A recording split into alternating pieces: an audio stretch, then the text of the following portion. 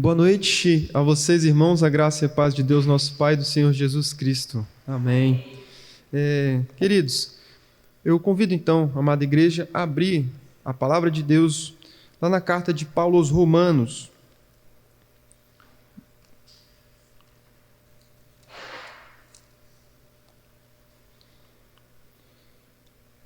Romanos capítulo 2.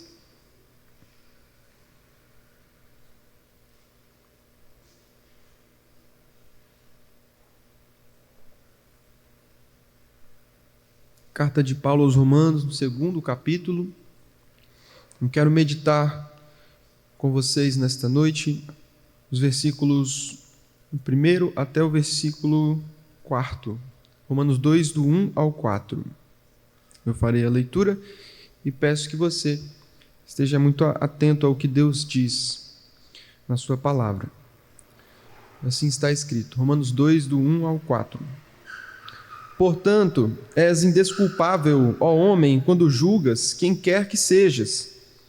Porque no que julgas a outro, a ti mesmo te condenas, pois praticas as próprias coisas que condenas.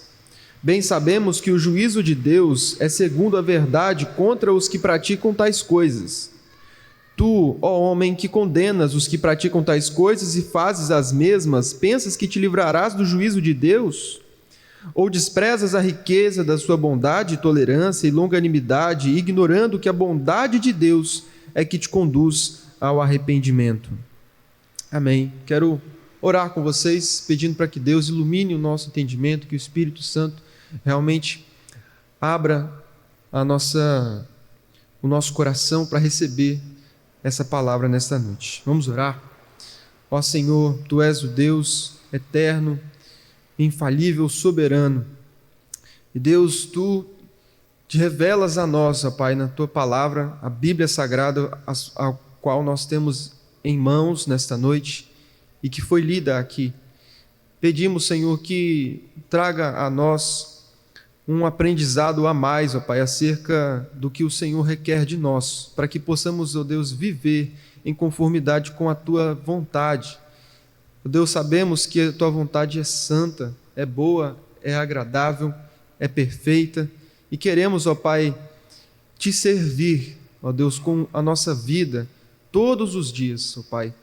Que nesta noite, ó Deus, ao ouvirmos o que aqui será dito, que o Teu Santo Espírito, ó Pai, então traga aos corações aqui uma certeza, ó Deus, de que pela Tua graça, ó Pai, podemos viver para a Tua glória, podemos ter um coração arrependido e que se volta para Ti, ó Deus, e vive em conformidade com o Teu querer, para a Tua glória. A Ti nós oramos em nome de Jesus. Amém. Queridos, Jesus, no seu ministério, lá em Marcos, primeiro capítulo, versículo 15, nos mostra que era uma mensagem que ele anunciava muito clara acerca do que precisava ser feito àqueles que queriam ir a Cristo. Jesus dizia: chegou a hora e o reino de Deus está perto, arrependam-se dos seus pecados e creiam no Evangelho. Arrependimento e fé são os dois elementos da conversão. Lá na nossa confissão de fé de Westminster, a qual nós aqui na Igreja Presbiteriana nós prescrevemos, diz o seguinte: o arrependimento é de tal modo necessário aos pecadores que sem ele ninguém poderá esperar o perdão. Nós ainda entendemos pela Escritura, por exemplo, se você puder dar uma olhada lá em Romanos, no capítulo 6, veja os primeiros 4 versículos de Romanos, capítulo 6. Rapidamente quero ler com os irmãos, que diz o seguinte: que diremos, pois? Permaneceremos no pecado para que a graça seja mais abundante? De modo nenhum. Como viveremos ainda no pecado nós, os que para ele morremos? Ou porventura ignorais que todos nós fomos batizados em Cristo Jesus, fomos batizados na sua morte?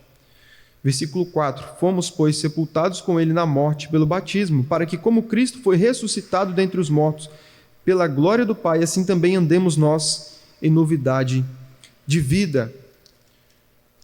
Ou seja, alguém que crê em Cristo Jesus não pode continuar com a mesma vida de pecado a qual andava antigamente, no velho homem. Eu e você não podemos ir a Cristo sem nos arrependermos, sem nos afastarmos dos nossos pecados, por meio do arrependimento. Então, como eu disse acerca da conversão, existem dois elementos: arrependimento e fé.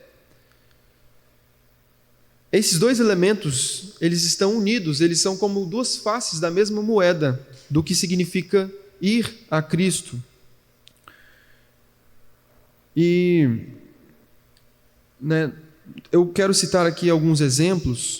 O primeiro exemplo que eu quero citar é acerca do jovem rico, quando ele foi até Jesus, e ele pediu para Jesus o que ele precisava fazer para herdar a vida eterna.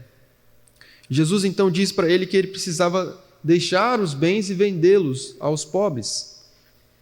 Foi exigido daquele jovem rico um ato de obediência. É claro que esse ato de obediência ele deve ser voluntariamente suscitado a partir da fé, né? Quando a gente crê e a gente tem fé em Cristo Jesus, isso nos move a uma obediência. E o que foi exigido daquele jovem rico era tudo aquilo que trazia a ele um sentimento de autossatisfação, que eram os seus bens, a sua riqueza. E Jesus então disse que ele deveria vender tudo, dar aos pobres e deixar tudo isso para trás e seguir a Jesus. Aquilo para o jovem rico dava a ele um sentimento de riqueza pecaminosa, de um sentimento de posses, de bens, as quais ele queria deter aqui na terra. Mas em contrapartida nós sabemos que o Evangelho nos ensina a acumularmos tesouros celestiais. E o jovem rico deveria então se arrepender, deixar isso para trás e seguir a Cristo, a partir de então acumulando tesouros e riquezas no céu. No caso, outro exemplo de Zaqueu, que era um publicano. Zaqueu, para ele, o arrependimento significou devolver o que ele havia tomado injustamente do povo. E Zaqueu, então ele devolve, aquilo que ele tomou, os impostos que ele tomou injustamente, sendo ele um publicano. Veja que, para Jesus, então, e no Evangelho, a conversão, ela não é simplesmente crer, eu acredito em Jesus, eu tenho fé, mas você precisa antes se arrepender dos seus pecados. Você precisa ter um sentimento de tristeza, mas que esse sentimento não apenas é um sentimento, mas torna-se um ato de obediência a Cristo Jesus e ao Evangelho. Eu quero contextualizar com os irmãos essa carta aos Romanos. Paulo escreve, então, aqui uma apresentação do Evangelho que ele pregava aos seus irmãos em Roma. No primeiro capítulo, nós vemos que Paulo ele tinha o intuito de visitar Roma.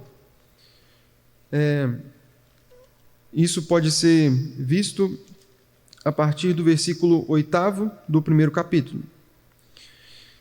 Só que Paulo ele foi impedido de visitar os romanos, por diversas ocasiões, por diversos motivos, mas ele ainda continua tendo essa vontade, esse desejo. Ele então escreve essa carta para se apresentar e para mostrar aos romanos o evangelho que ele pregava, o evangelho que ele anunciava, para que desta maneira ele chegasse em Roma e continuasse pregando o evangelho e também fosse, ele abençoasse a igreja de Roma e também fosse abençoado pelos seus irmãos ali. Havia, nesse contexto, irmãos, uma tensão entre os judeus e os gentios. A Bíblia, como podemos notar claramente, ela é dividida em duas alianças ou dois testamentos, como nós chamamos de Antigo Testamento e Novo Testamento. Essa antiga aliança, ela foi administrada por Deus para um povo, né, que é o povo judeu lá de Israel, né? Essas promessas, então, existem promessas que são para os judeus, existem promessas para a igreja. Mas esse povo, ele recebeu, né, em Moisés, em Abraão, nos patriarcas, um senso de identidade e um propósito dentro do plano de Deus, da história, da redenção. Mas, quando nós vamos progredindo e pela vinda de Jesus, nós vemos que Deus, ele não quer formar para si um povo apenas de uma única etnia, no caso, os judeus. Mas Deus, então, ele quer para si Israel, Judéia, Samaria, até os confins da terra. Mas por esse senso de ser especial e serem únicos diante de Deus, os judeus eles tiveram certa dificuldade de receber os gentios, aqueles que não são judeus, dentro da igreja. Mesmo que os judeus tivessem se convertido a Cristo, eles ainda tinham dificuldade de aceitar pessoas fora de Israel na igreja. E eles se achavam especiais por isso, né? Porque eles foram o povo escolhido por Deus. Só que Paulo mostra que na nova aliança, né, Israel já cumpriu o seu propósito e Deus já cumpriu o seu propósito com Israel. E agora o evangelho ele tem um alcance universal. Para tratar dessas dificuldades, de algumas questões de orgulho dos judeus, Paulo mostra aqui na carta aos Romanos que não somente os gentios são pecadores, mas todos pecaram e carecem da glória de Deus, tanto judeus quanto gentios. No primeiro capítulo, a partir do versículo 28, ou melhor, 29, Paulo fala e lista aqui diversos pecados, que são pecados os quais todos nós estamos sujeitos, né? No primeiro capítulo, Paulo fala sobre homossexualidade também, né? E às vezes nós, trazendo aqui para a nossa realidade, existe talvez algum tipo de orgulho naqueles que nasceram na igreja e cresceram na igreja e são cristãos desde pequeno, ou melhor, às vezes são até presbiterianos, enfim. E por esse motivo, pelo fato de nascer na igreja, existe um certo orgulho de achar que você está isento de ser um pecador, assim como aqueles que estão fora da igreja ou aqueles que chegaram na igreja depois são pecadores, né? E Paulo, ele quer destruir todo esse orgulho. Ele quer nos mostrar que eu sou pecador, tanto quanto você é pecador. Tanto quem nasceu na igreja é pecador e carece da glória de Deus, quanto também quem nasceu fora da igreja e veio se converter depois é pecador e carece da glória de Deus. Tanto quanto também alguém que vive no pecado é pecador e carece da glória de Deus. Essa condição pecaminosa é uma condição de todos nós, independente da nossa história, independente da nossa família, mas por sermos humanos, né, tanto homens quanto mulheres, são pecadores e carecem da glória de Deus. A pergunta que eu quero trazer para os irmãos hoje é: por que nós precisamos, então, nos arrepender? É uma pergunta que tem uma resposta muito clara, mas eu quero dividir aqui em 2 pontos, os quais nós trataremos a partir do texto de Romanos, capítulo 2, versículos 1 ao 4. O primeiro motivo pelo qual precisamos nos arrepender é que o juízo de Deus é segundo a verdade. O juízo de Deus é um juízo justo e verdadeiro, né? Portanto, nós então estamos debaixo desse juízo de Deus. E é somente pelo arrependimento que nós então alcançaremos o perdão e seremos livres desse julgamento justo e verdadeiro de Deus. Veja os primeiros 2 versículos aí do texto de Romanos, capítulo 2, que diz o seguinte: Portanto, és indesculpável, ó homem, quando julgas quem quer que sejas. Porque no que julgas a outro, a ti mesmo te condenas, pois praticas as próprias coisas que condenas. Bem sabemos que o juízo de Deus é segundo a verdade contra os que praticam tais coisas. Irmãos, todos nós, em alguma medida, somos idólatras. Talvez você tenha alguma idolatria no sentido de tratar um filho ou uma filha com um amor que vai além do amor paternal ou maternal, mas torna-se um amor de algo que você não pode perder de forma alguma. Porque se você perder o seu filho ou a sua filha, a sua vida acaba. Você passa então a idolatrar. Talvez, como jovem rico, você tenha bens e você idolatra os seus bens. Talvez você tenha um carro que você ama tanto aquele carro que se alguma coisa acontecer, se você perder aquele carro, você vai sentir como se você tivesse perdido tudo. Ou talvez você idolatra a sua própria família, no sentido de que você quer que a sua família seja uma família perfeita, e você se nega a ver qualquer defeito, e se você vê que as coisas estão saindo fora do trilho, você vai perder as estribeiras, você vai ficar de tal modo triste que você vai sentir que você perdeu ali o que era o motivo da sua existência, que era ter uma família perfeita. A idolatria, ela é algo sorrateiro, ela não é simplesmente algo muito visível, mas ela lida com sentimentos, ela lida com pessoas, com bens. E além disso, a lei de Deus, ela deve ser cumprida plenamente, para que a gente ser salvo pela lei, pelas obras da lei, pelo cumprimento à lei, nós precisamos cumpri-la de maneira plena, de maneira perfeita e de uma maneira intransferível, ou seja, não tem como você ser salvo pelo que o seu pai ou sua mãe fizeram, mas se você fosse salvo pelo cumprimento da lei, você precisaria cumpri-la toda de uma maneira perfeita e precisaria ser você. Mas nós vemos que a lei, ela possui 10 mandamentos que são os mandamentos principais, ou os mandamentos morais, que são aqueles lá em Êxodo capítulo 20, nós chamamos de decálogo, ou as 10 palavras, ou 10 mandamentos. Esses mandamentos, eles têm um aspecto moral, mas que esse aspecto, eles abrange tudo na nossa vida.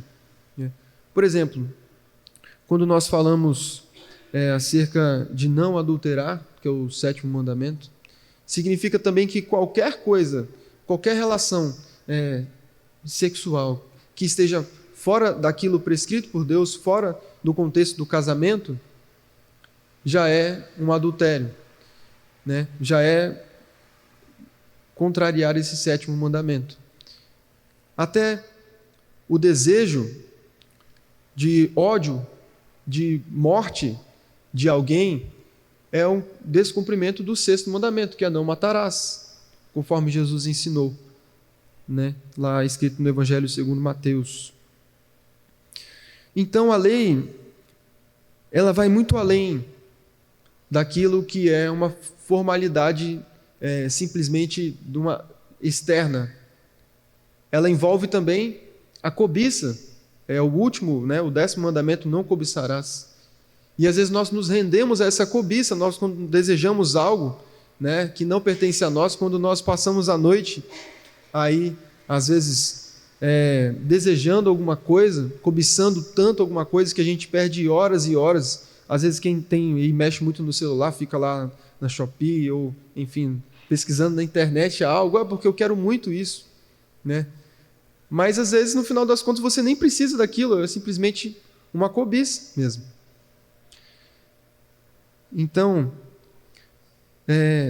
olhando até para essa lista de Paulo, quantas vezes, irmãos, nós não agimos por orgulho Aqui, dificilmente, eu acho quase impossível encontrar alguém que nunca desobedeceu os pais, né? Eu sempre obedeci, sempre fui obediente aos meus pais. Dificilmente, quase impossível. Ou até mesmo, quantos aqui de nós já não agimos por insensatez em algum momento na vida? Ou agiu de uma maneira tola, falou algo sem sabedoria, tomou e escolheu algo, tomou uma decisão errada. Então nós de fato quebramos essa lei de Deus, e o juízo de Deus sobre nós, ele é verdadeiro, é segundo a verdade, é um juízo justo. Por que então nós deveríamos olhar para o próximo e julgar o próximo e achar que o próximo é pior do que a gente? Por que então nós deveríamos ter o sentimento de que nós estamos isentos do juízo e dessa condenação, porque nós não cometemos algum pecado assim escandaloso? Eu nunca adulterei, então eu sou melhor do que alguém que adulterou. De forma alguma. Talvez você já, na sua cabeça, desejou alguém. Você não externalizou isso, mas você continua sendo pecador. E você não deve, como Paulo diz aqui, se orgulhar de forma alguma por não ter cometido algum pecado, no sentido de você se achar melhor do que o outro. Você não deve se pensar que a sua salvação já está garantida, porque você não comete determinados pecados que outras pessoas cometem. Então eu vou cometer os meus pecados menores, porque eu sou melhor do que aqueles que cometem pecados piores e mais escandalosos. E aí então nós pensamos dessa forma que, sendo nós melhores, nós não precisamos então nos arrepender. Eu não preciso de arrependimento. Eu vou continuar vivendo minha vida cristã medíocre e está tudo bem. Sendo que a Bíblia nos ensina que o arrependimento deve ser algo contínuo na nossa vida. A Bíblia nos mostra que nós somos pecadores.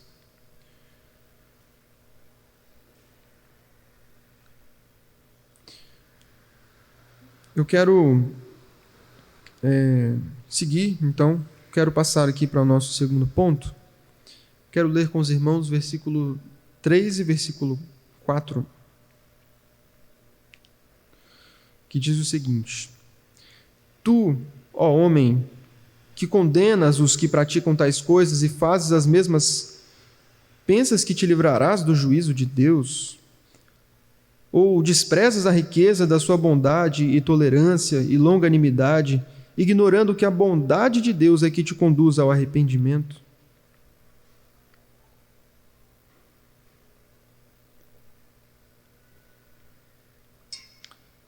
A pergunta então, por que nós precisamos do arrependimento? Em primeiro lugar, porque o juízo de Deus sobre nós é segundo a verdade. Em segundo lugar, porque a bondade de Deus nos leva ao arrependimento. E aí, Paulo aqui traz a argumentação, fazendo perguntas provocativas, e ele aqui usa essa palavra, ó homem, tu ó homem. Em outra tradução, na Nova Versão Internacional, aqui está escrito tu homem simples. Aqui Paulo provavelmente está se dirigindo aos judeus, está querendo mostrar, olha, você como judeu não tem nada de mais especial, você não tem nada de espetacular por ser judeu, você não tem privilégio algum por ser judeu. Vemos então que na igreja não existe diferenças por motivos étnicos, ou familiares, como nós já dissemos aqui. E aí ele continua nessa provocação, mostrando que quando um judeu ele condenava os gentios por aquilo que eles faziam, Paulo mostra que você, judeu, pratica as mesmas coisas. Você faz as mesmas coisas. E aí, nós vemos então que nós de maneira alguma, estamos nessa posição e nessa obrigação e nesse dever do julgamento. Esse juízo pertence somente a Deus. Nós estamos e nós devemos então estar numa posição, numa postura de constante arrependimento. Paulo continua fazendo ainda outra pergunta, e eu quero focalizar um pouco mais aqui nesse versículo 4. Será que nós estamos desprezando a riqueza da bondade de Deus? Será que, por nosso coração endurecido, que muitas vezes não vê os nossos próprios pecados, mas sempre enxerga o pecado do outro e sempre aponta o dedo para o outro, está desprezando ou está me falhou a palavra aqui. Enfim, se nós desprezamos a tolerância de Deus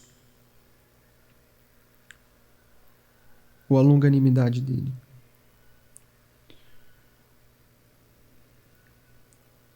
O que Paulo diz aqui nesse versículo de número 4 é que Deus, ele não vai ser paciente para sempre. Deus não vai ser tolerante para sempre. Deus não será longânimo para sempre. A graça de Deus é uma graça que está sobre nós, está sobre todos aqueles que têm vida, para que eles tenham uma oportunidade de hoje se arrependerem. Mas essa graça não é uma graça que vai durar para sempre. E o que Paulo está dizendo é que talvez os judeus, eles, aqui na época, nessa carta, no contexto da igreja, eles talvez estivessem pensando que a graça de Deus seria uma graça que duraria para sempre. Então eles estavam assim pensando que eles não precisavam se arrepender, porque a graça de Deus está sobre nós hoje. Então, se Deus não nos exterminou até hoje, eu estou tranquilo, eu estou bem, eu não preciso me arrepender de nada, eu estou bem com Deus. Só que, se nós não nos arrependermos, chegará um dia em que o juízo de Deus virá sobre a nossa vida. Sem arrependimento, o juízo de Deus será avassalador. Mas hoje nós estamos vendo aqui que o único caminho para que nós estejamos livres desse juízo e desse julgamento verdadeiro e justo de Deus é o arrependimento.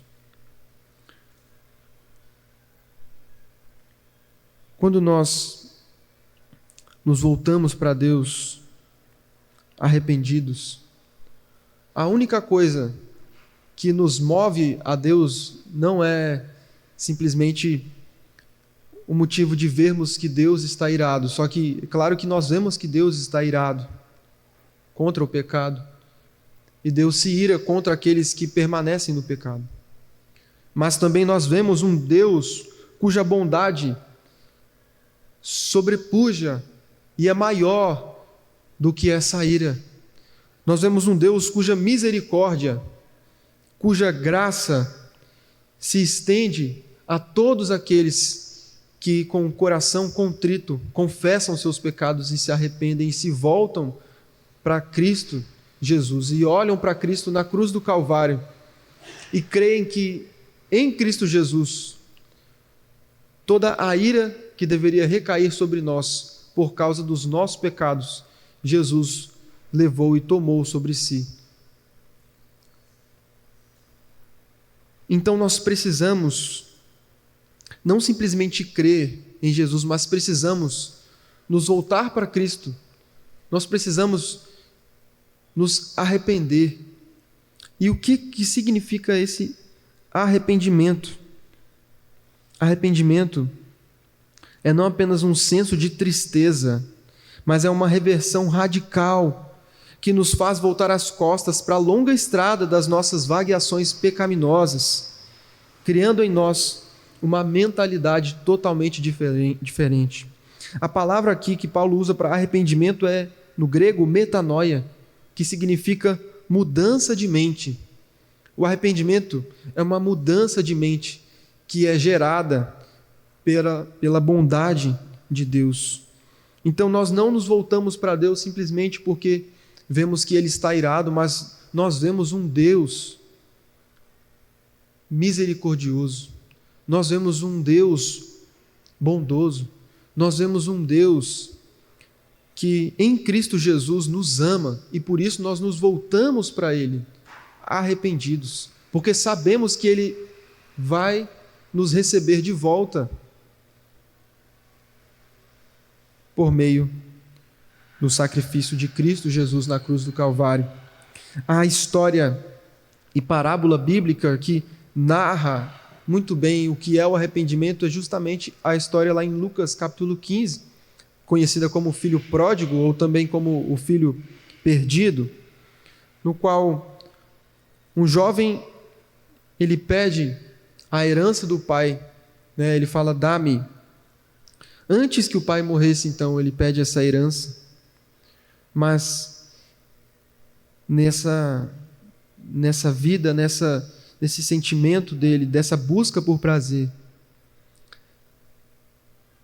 que foi maior do que a vontade de comunhão com o pai desse filho, levou-o à falência numa terra distante, gastou todo o dinheiro, ficou pobre, sem nada. E aí então, ali no meio daqueles porcos, a sua consciência foi despertada quanto à sua própria tolice do que ele havia feito. E ele se lembrou que na casa do pai dele os servos eram tratados de uma forma muito melhor daquilo pelo qual ele estava passando. E ele começa então uma dolorosa viagem de volta ao lar. Arrependimento é dar as costas para todos os desejos, todos os sentimentos pecaminosos. É dar as costas para tudo aquilo que enche e traz brilho aos nossos olhos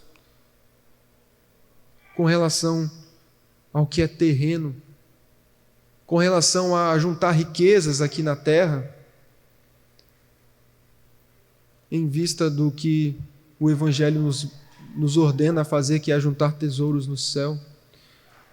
Arrependimento é deixar tudo para trás e seguir a Cristo, confiando em Cristo como aquele que é de fato aquele que vai satisfazer os desejos mais profundos do nosso coração. E que tudo aquilo que é contrário ao Evangelho de Cristo não vai nos satisfazer de maneira alguma, mas vai nos frustrar em algum momento.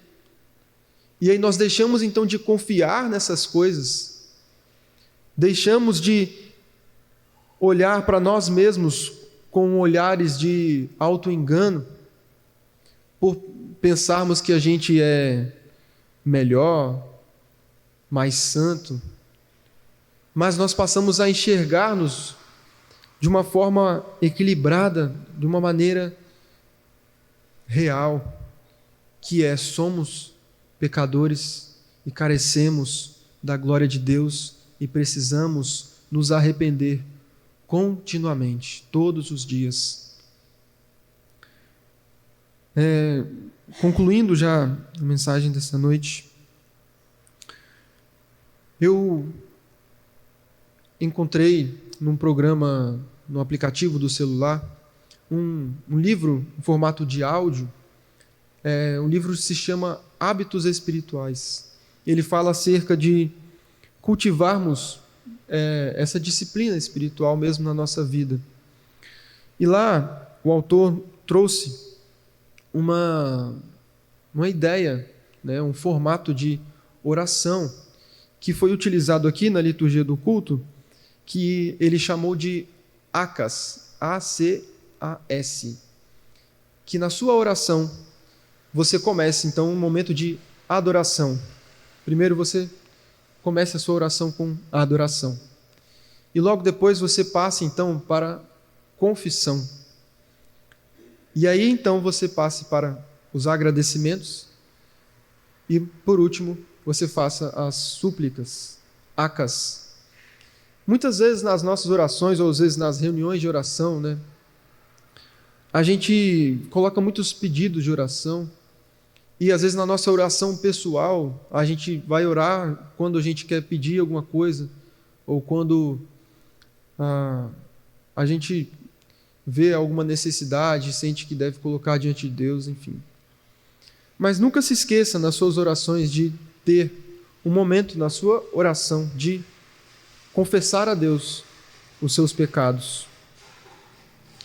Lembre-se que a bondade de Deus, o amor de Deus, é que te dá esperança e confiança de que você pode confessar os seus pecados para Deus, você pode se arrepender diante de Deus e Deus vai te aceitar de volta, dia após dia. Mesmo você pecando, mesmo você não sendo perfeito, né, sendo imperfeito, olhe para Cristo Jesus como aquele que é o seu Salvador e é aquele que é o único mediador entre nós e Deus. E por meio de Cristo nós podemos nos achegar ao trono da graça de Deus. Mas nós nunca podemos nos esquecer de que sempre, dia após dia, o arrependimento deve fazer parte e deve ser uma realidade na nossa vida.